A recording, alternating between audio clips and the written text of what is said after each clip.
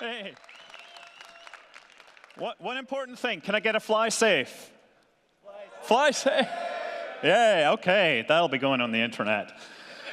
Oh, I don't have the controller. They never gave me the controller. Someone will run up in a second. But yes, hi, hello. I'm Scott Manley. I'm supposed to be giving a presentation, and I can't advance the slides because logistical problems. And as we are EVE players, we know that logistics is what wins wars, right?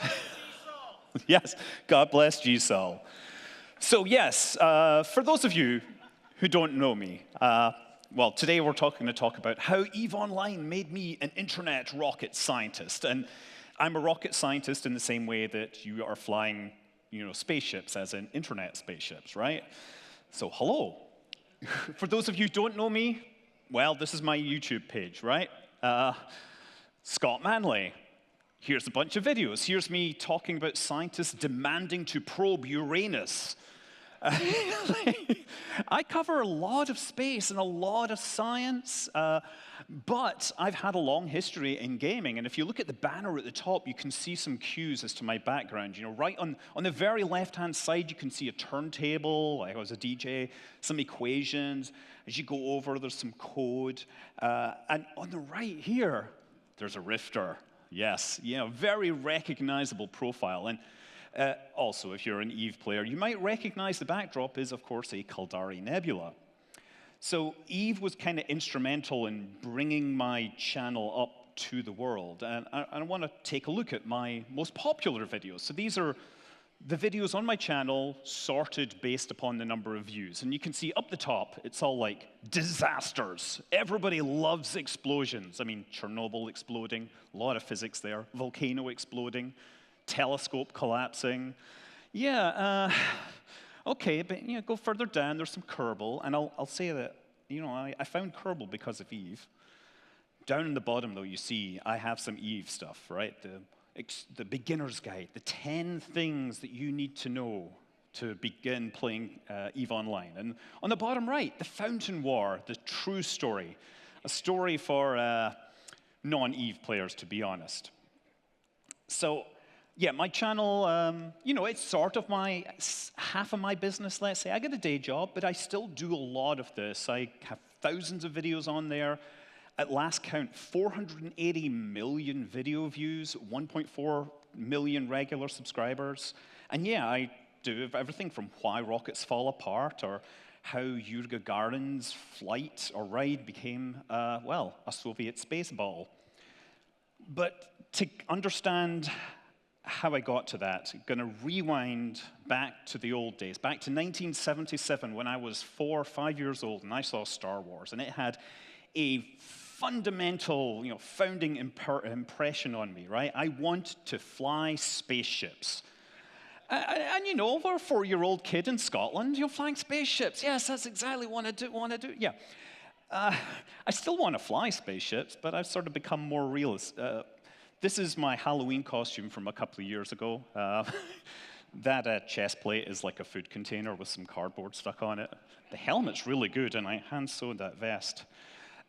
Turns out, by the way, I live in the same town as George Lucas, which is really bizarrely coincidental. But yeah, I can't fly spaceships for real.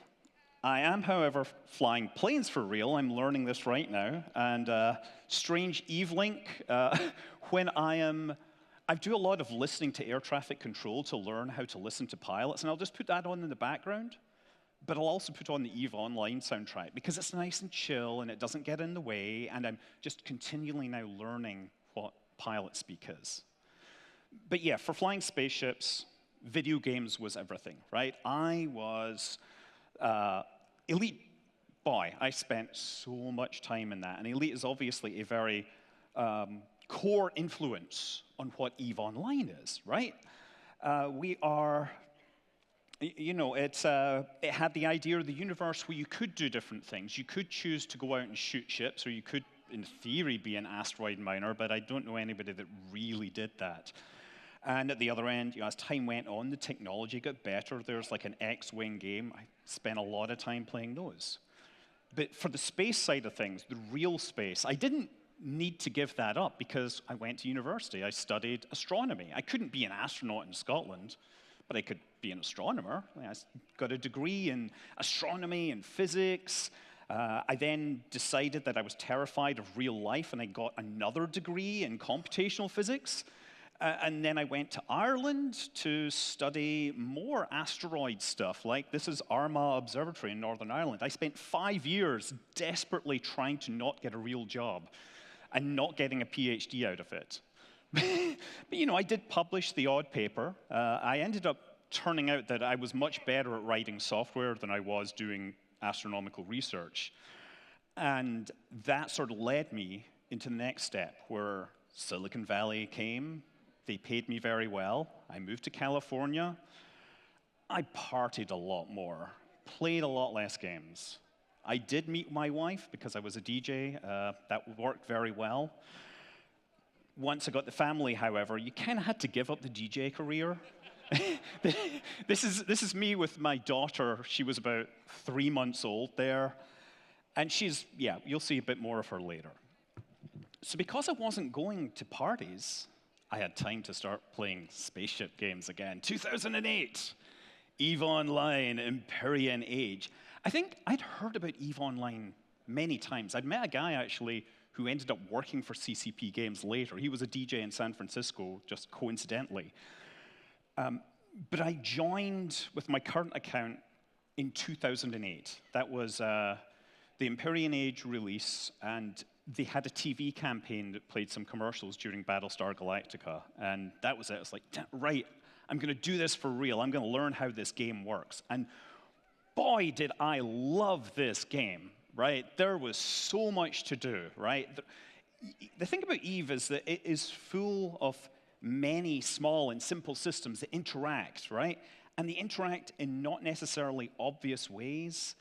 But yeah, you know, you can just spend your time running missions. You can become a PvPer if that's your thing. If you want to just grief people, you know, CCP will let you do this. Or you can just be one of those people that shifts stuff around, does the logistics, builds the stuff.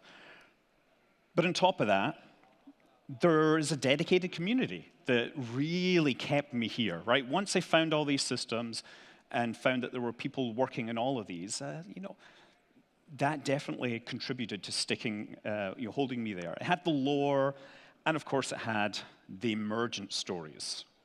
And you wanted to be part of those. I wanted to be part of those emergent stories. The things that were sort of created by the players, involving the players. Something that the creators didn't really envisage. So yeah, games let you be whoever you want, except that I actually made a character that's pretty much me. Right? I don't know how many of you remember the old game engine, the old character generator. On the far right, you can see my current version, and yeah, obviously you can tell I played the Doctor Who thing, so I still do log into EVE, right? Also, sometimes the game has its own ideas of who I am. This was me in the in the recent Triglavian, what do you call it? In the lore around that, I made a whole contribution as Manuel Scotti, astrophysicist. It was quite an entertaining time. That was when, of course, high-sec changed in a radical manner. So 2008, what did I do? Well, I was in asteroids, you know, research, so I actually spent a lot of time mining asteroids. Not necessarily because I wanted to be an asteroid miner, but actually the way my life worked was I had a lot of free time where I was doing other things, but I could click on some buttons every few minutes. So I was like, okay, let's make money. Now I can play. Let's go and burn all that money in low-sec or something like that. So yeah, my version of EVE was not like anyone else. I was just sort of mucking around and doing a lot of things. So I'm an EVE player. How do I get started on YouTube? How does EVE figure into this? Well, my YouTube channel started when I bought an iPhone, or rather my wife bought me an iPhone. She insisted I needed to come up, you know, to something more modern. And the first one I got was an iPhone 3GS, and it was the first one that let you do video recording, and more importantly, you could hit a button in there and upload whatever you had recorded to YouTube to be seen by half a dozen people if you were lucky, right? Of course I did this, right? I was a proud father. First videos I posted was Sky climbing the tree in the park. And then I followed that up with looking at the park mural and Sky being a fairy, Sky in the box. Sky's my daughter, if you haven't heard. Orion in the box, she has a brother. Yeah, Sky playing basketball. And right down the bottom, 4-year-old Sky playing EVE Online. Yeah, this got dark suddenly, didn't it? Right? And I have, this is the justification for it. I was in those communities, and everyone was always complaining about how difficult EVE was for new players. And I'm going to say, sure, there is this chart, but I can confirm that EVE isn't rocket science. If it was, I would be better at it. Right? But yeah, I actually found the original copy of this video and remastered it into like 1080p awesomeness. So for those of you that didn't hear it, this is what it sounds like. There. So she's flying to high sec. Now we got 4 gates to go. 4 gates? That's only this many. Yeah, that's right. There. Yeah, she's flying a buzzard. And you didn't even have to tell me. No, I didn't have to tell you. I didn't have to tell you. I'll have to tell you, the only thing is the next star system has 4 space stations, and you have to dock at the right space station. I need to tell you something. What? Venus is the brightest planet. Venus is the brightest planet. It is. Yeah, okay, so you get the idea. And that suddenly actually got like a few thousand views. People were like sharing it. It's like, oh yeah, you and your Titan can't fly, but look, 4-year-old girl playing EVE. How hard can it be? About a year later, actually not even a year later, this was like literally a few weeks later, I was like, let's try and get some more views. So the Dominion trailer came out. It was literally the day after I got laid off from a job. But, so I was like, oh, okay, let's post more videos. And I showed it to my kids. And they love spaceships. I love spaceships. Me too. Spaceships.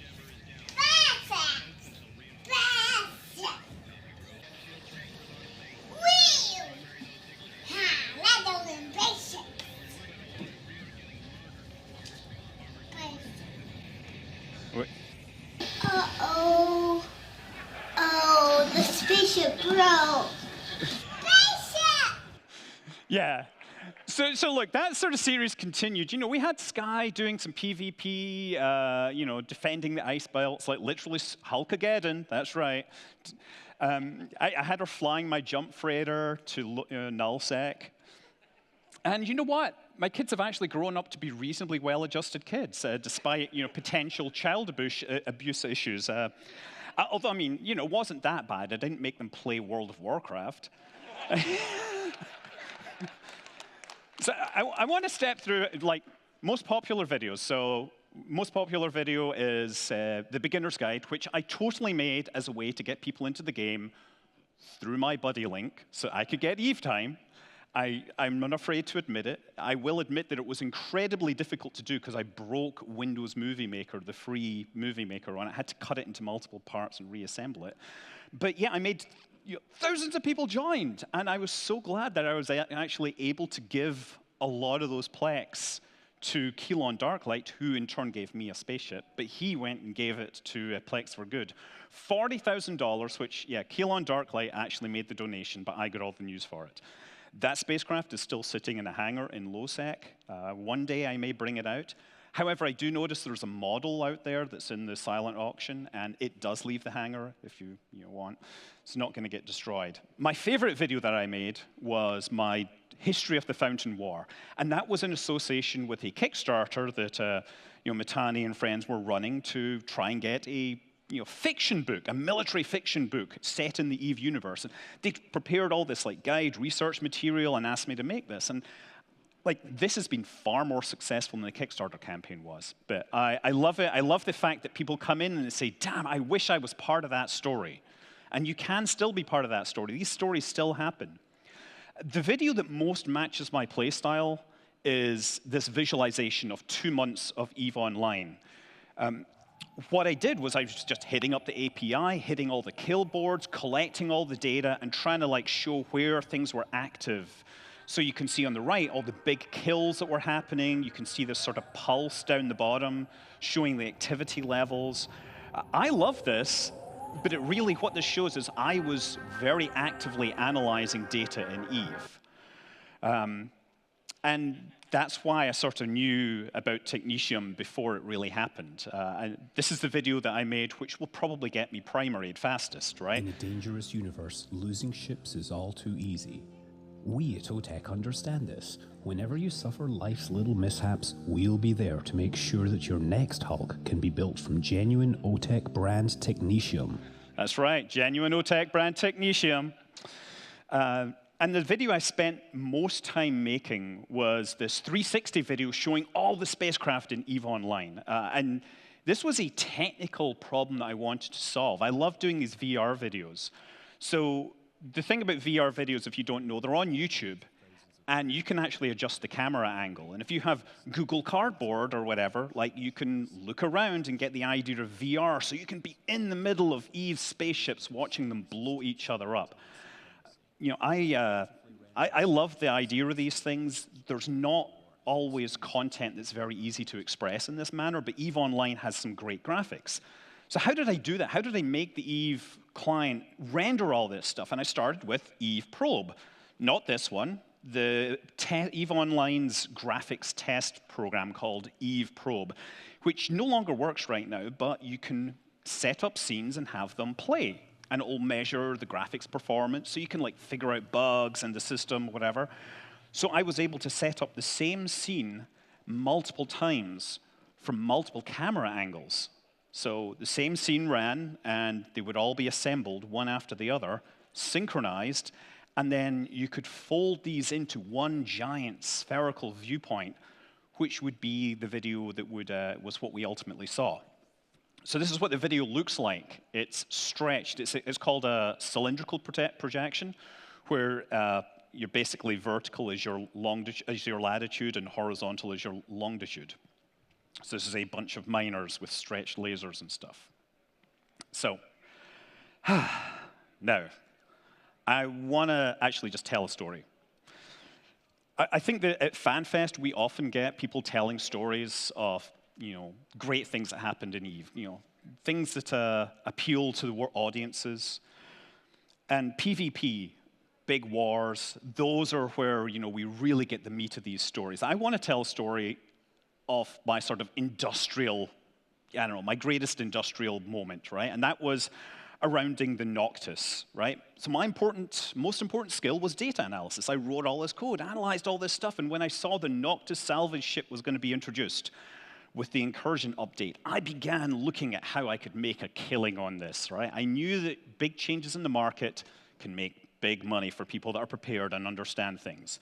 This was a ship, well, you know it, right? It's a salvage ship, and at that point, mission runners were using, destroyers. This would be better in every single way, and you know what? All the blueprints were being seeded in nullsec. So every mission runner wanted one. The blueprints were incredibly short supply. There was going to be a lot of money to be made, right?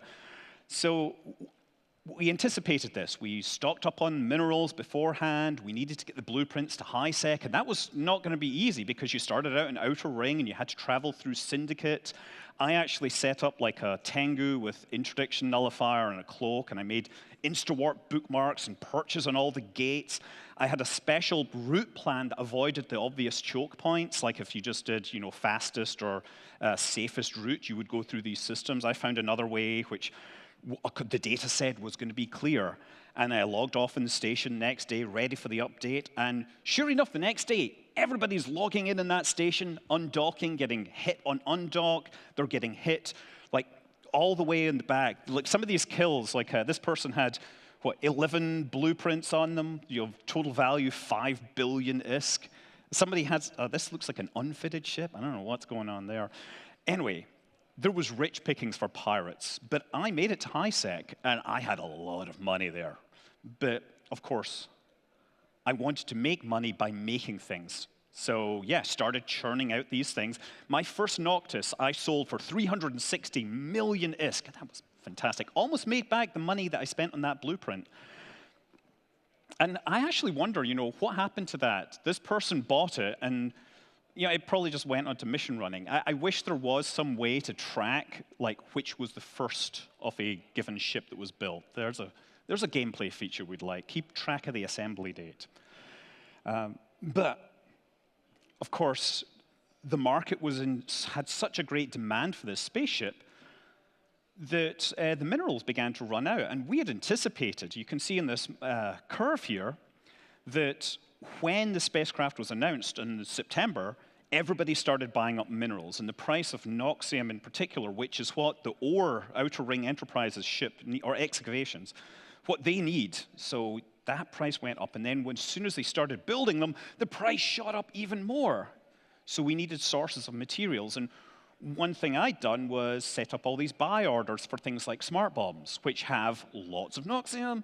I could refine it. And by the way, the medium and the large named smart bombs, they have the same materials in them. Back in 2010, most people didn't realize them, so you could pick up the medium size way, way, way cheaper and get a ton of minerals out of them. But even then, that was limited. So I was looking around doing my data analysis, trying to find another source so I could feed this demand in this market. And then an answer came from a divine source. The Pax Amaria, yes. A great, what is it? A miraculous work, a remarkable book published basically about the emperor writing about his hopes and dreams for peace throughout the galaxy. So yeah, it turns out that these were seeded in NPC stations, and you could buy them. Now, the problem was they were only seeded in stacks of 3,000, but if you set up a buy order for the right price for like 1 million of them, you could get 1 million. You just had to pay the fees for buying them. So yeah, once the price gets above 536 or thereabouts, you could start making a profit if you had the refining and everything sorted out. So here I am, industrialist, and I'm literally loading up freighters full of holy books, taking them to my refining station, and yes, I'm going to spread the word of your emperor. I'm going to spread it to the reprocessing plants in my chosen station. And for months, I was burning these books. And thankfully, everybody got their spaceships. And now I really have to ask the Space Pope if I can get forgiveness for Max Amaria is available at Gina and Amara Station. No, thank you. So anyway, yes, it was eventually removed from the game in 2012. But it was just fantastic to go through this data analysis and find a way that worked so well for so long. And not many people were doing it in the early days because you could track this, but over time it got known. And now it's a lot less shiny, but still just as holy. I want to skip over now and talk about some real science. So yeah, real-life asteroid mining. This is also an early video I created from my work in astronomy where I wanted to show asteroids being discovered over time. This is all the asteroids orbiting the sun, and the white ones are where they were when they were found. And in the bottom right corner, you can see the time. So over time, more and more asteroids are found. Since Eve has been founded, we've found like 500,000 asteroids in space. It's wild. But for asteroid mining, the nearest thing we've got is asteroid Bennu, which is an asteroid which has been visited by a spacecraft called OSIRIS-REx. This asteroid is about 500 meters across. It's smaller than most battleships in Eve. And this little spacecraft went out to sample the surface. Now, you might think, oh, you just go up and you sort of vacuum the surface off an asteroid with your lasers. Well, no lasers, and a vacuum is very hard in space. Instead, they blow gas down, and the gas circulates around and captures the material. And it worked very well for them. This is what it looks like, the camera on board coming down onto the surface of this chondritic asteroid, very primitive asteroid. This is how they're trying to analyze the early days of the solar system. And when you looked at the sample head, they had lots of material. They had so much, it was like leaking out. Yes, they needed a larger ore hold. That has since been packed up and is headed back to Earth. It's going to land in Utah next year. But now I want to talk about, again, internet spaceships versus real spaceships. So back in 2003, May 2003, 19 years ago today, EVE Online launched, and it had like about 100 spaceships in it. I don't actually know what that one in the top right is, but that's what the graphics engine looked like back then. It's in the real world, however, there were only 2 spaceships, at least spaceships which carried people. And in fact, one of those wasn't even flying because there had been the Columbia disaster recently. So there was technically only 1 spaceship flying when EVE Online launched. I've got this picture here to show the comparison between the space shuttle and the Soyuz spacecraft there. Yeah, it's kind of wild. This is a comparison between the space shuttle and what a Rifter looks like. You may not think of the Rifter as a big ship, but I assure you it's the size of a 747.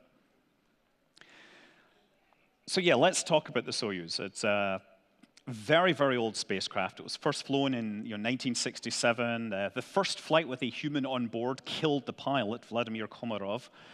It flies with a crew of 2 or 3 typically. It's had hundreds of flights, has no leg room. I mean, you're like, legs right up in your face to fit inside this tiny little space.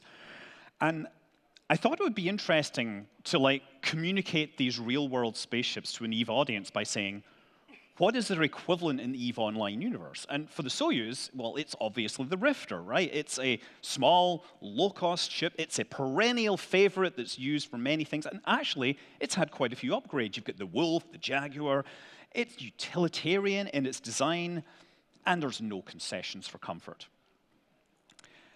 Now, at the same time, 2003, yeah, we still have the space shuttle flying. The space shuttle was a magnificent creation that was way too expensive. They built 5 of them. They originally only built 4, but one of them was destroyed and had to be replaced.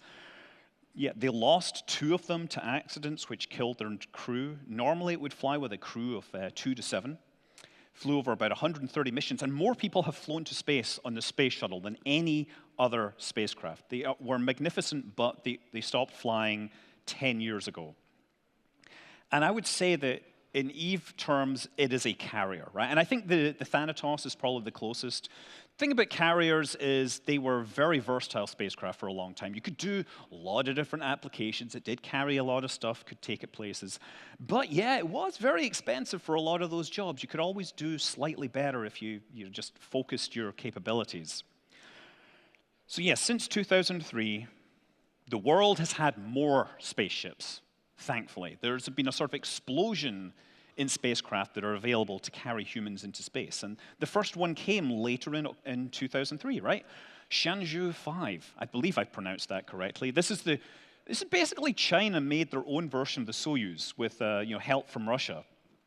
The Shenzhou is a lot larger, thankfully. It has less of the legroom problems. It has a bit more performance. It's flown about 8 times. It's not nearly as prolific as the Soyuz at this time. So I think that logically that makes it a stabber. It's a bit bigger than a Rifter, but again, it's like a fast in-your-face autocannon platform.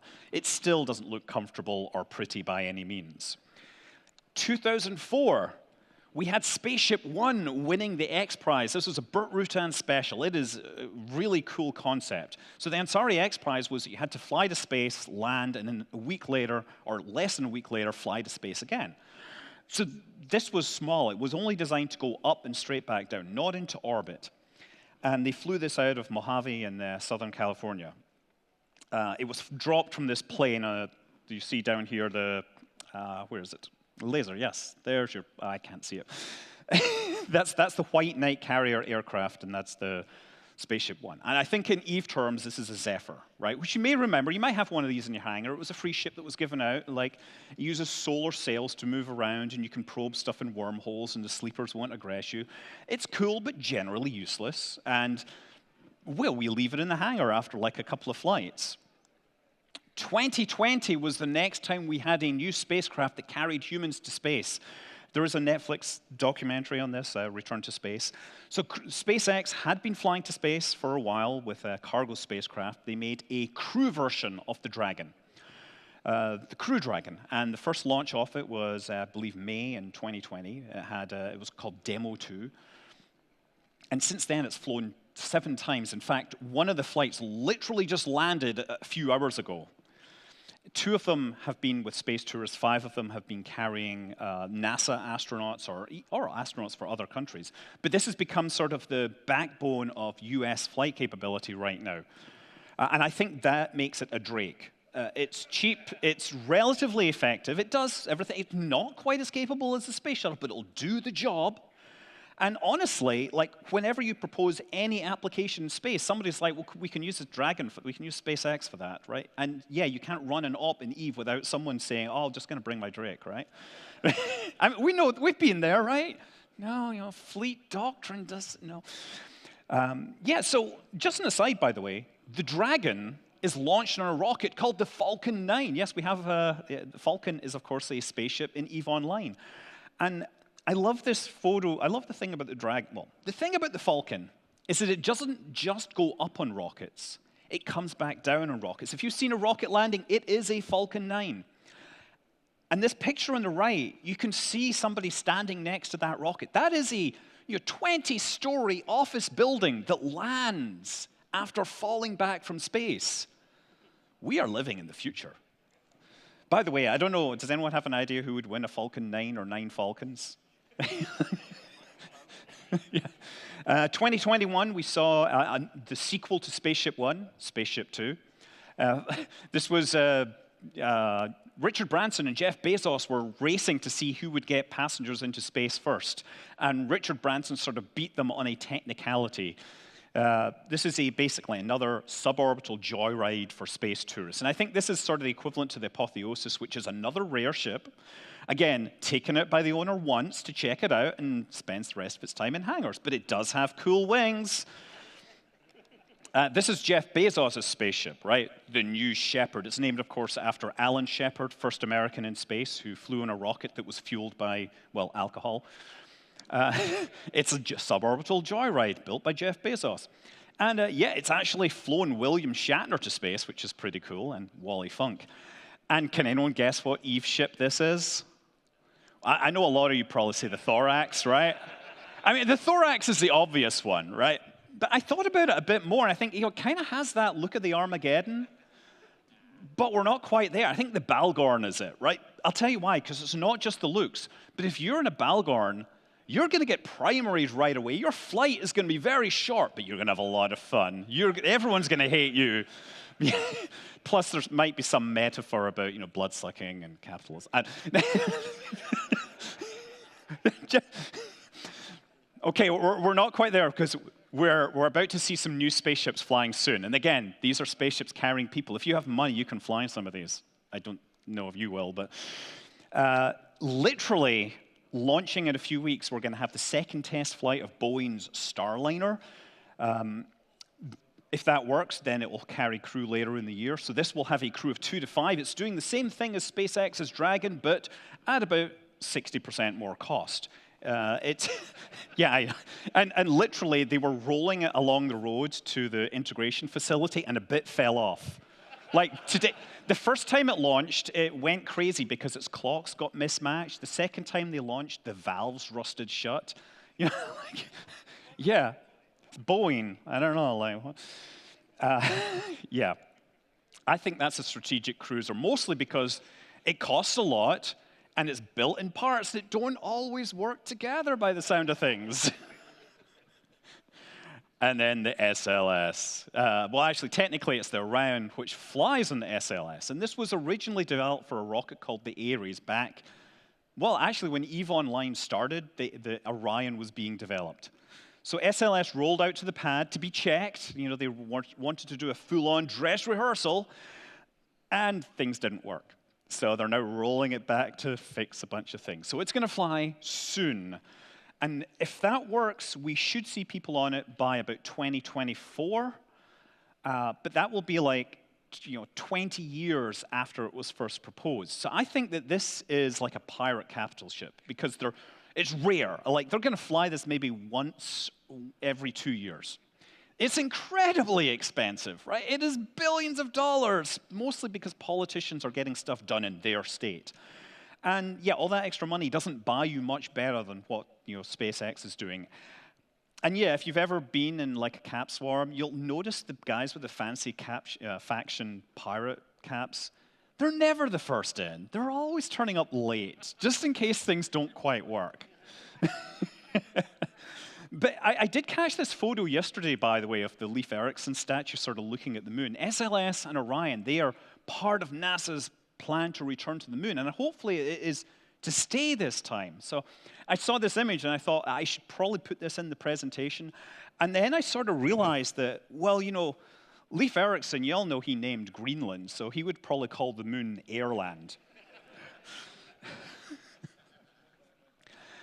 India have a space program. They don't have astronauts. They have, well, I think they're calling them Vimanauts, but if anyone from India wants to disagree on that, you can tell me. Yeah, I don't have huge details on this, but it's a small 3-crew thing. We're probably going to see a test launch later this year, and crew launch maybe a couple of years from now. I think that is like a Punisher, mostly because it's very similar to the Rifter in design, but it's shinier. Really, that's about it. And since we're in Iceland, we have to talk about Viking-adjacent stuff. And we have Copenhagen Suborbitals, who are a bunch of crowd-funded, awesome people. Great videos teaching you rocket science. They are going to fly this thing with a person inside it, parachute back. It's going to be fueled by alcohol, because that is a great rocket fuel for all sorts of reasons. Yeah, they've got a bunch of videos teaching some basic stuff. But I think I've looked at the thing that you're going to fall back to Earth in, and I think that this is like a suicide gank catalyst, right? I mean, it's going to be fun for a few seconds. But yeah, but the real cool future, the shiny future we're all talking about, is SpaceX's shiny sci-fi stainless steel Starship. Yes, this is huge, right? It's 50 meters tall, it's 9 meters in diameter, it's thousands of tons. The test flights of just the upper stage have been spectacular. Look at the size of this thing. It's going to put 100 tons into orbit. It's going to be taller than the Saturn V. It's going to be 5,500 tons. And it's built in a tent in Texas. Like, this gives you an idea of the size of this rocket. This is them mating it together for the first time, and they put it in black and white to try and evoke those images of skyscrapers being constructed. I want to show you like a portion of the test flight, and we do have audio in this apparently. It might be a little longer, so maybe we should turn the sound down a little. This is what it looks like rising. So this is a test flight where they wanted to show that it could descend through the atmosphere. So it's flying on 3 engines. These are called Raptor engines because SpaceX likes to name their engines after birds. These engines produce about 200 tons of thrust each, and as it goes higher, they're cutting out the engines because what they want to do is bring it up to about 10 kilometers high, and once it's there, they're going to have it fall back down and use aerodynamics to glide. And I don't mean glide like the space shuttle. I mean sort of just drop like a belly flop, like a skydiver. Again, this is something the size of a building doing like a free-fall skydive under control. This is one of the most majestic things that I have ever seen. And the amazing thing is that this has been sort of largely done out in the open. There's a bunch of fans down there documenting everything. Like whenever something happens down there, someone has photographs of it. And there's all sorts of secret messages to the fans. So yeah, watch this thing. It is falling down. The idea being, right, this thing wants to be 100% reusable, so it has to return from orbit. And to do that, they need to maximize the drag, and they have to have a heat shield. So this is the attitude that it takes. This was them demonstrating for the first time that this was possible. And it was a perfect descent right up until they had low pressure in their fuel tanks. And when they had low pressure in their fuel tanks, it meant they weren't feeding enough fuel to the engines. The engines started getting too much oxygen, and they started basically burning all the copper off the engines and eating those engines from the inside. That's why the engine flare here turns green. It is, yeah, glorious. But yeah, it didn't quite work on the first attempt. It didn't work on the second attempt or the third attempt. It did eventually work, and now they're trying to build the rest of the rocket. It is an Avatar as far as I'm concerned. It is big, it's shiny, it's expensive, and it's a big deal when one of these things drop. The only thing is, I think that they went the opposite of making the front pointy. By the way, I think this is Starship in Amarian gold. I don't know, maybe the color's not quite right. But yeah, what happened to the space planes? We're almost done. We had the space shuttle. Why aren't there any space planes? We do have space planes. We have the Boeing X-37B. It's operated by the US Department of Defense. Nobody flies on this. It spends months or years in orbit, and it returns to the runway unannounced.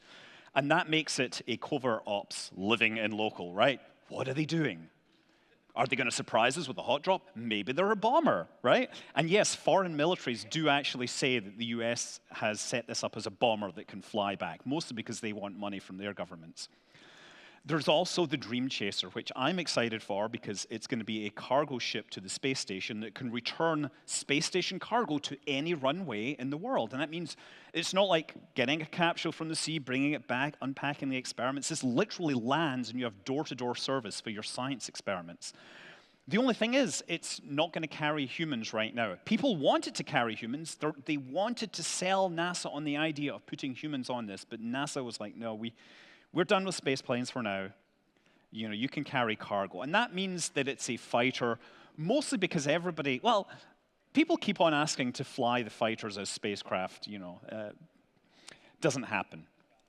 So anyway, that is most of my presentation. I think I just want to come back and say, I've been thinking about my sort of role in Eve for a while. I still do log in, but Eve was what, basically brought me to my current status as a content producer. And they call me a content producer. I'm not really much of a content producer. I'm more of a storyteller, right? I tell the stories.